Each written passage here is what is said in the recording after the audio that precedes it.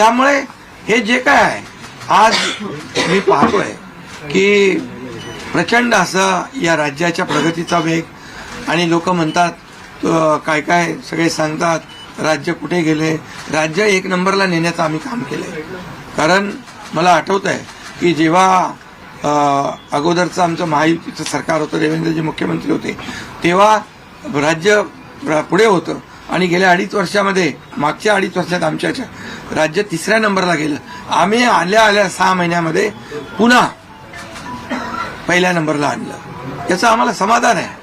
आणि म्हणून मी आपल्याला एवढंच सांगेन की या राज्यामध्ये जे 2.5 वर्षामध्ये एक जे म्हणजे मी म्हणेन या निवडणुकीत जी मतांचा वर्षाव झाला, तो वर्षाव हा केवळ आणि केवळ जे आम्ही काम केलं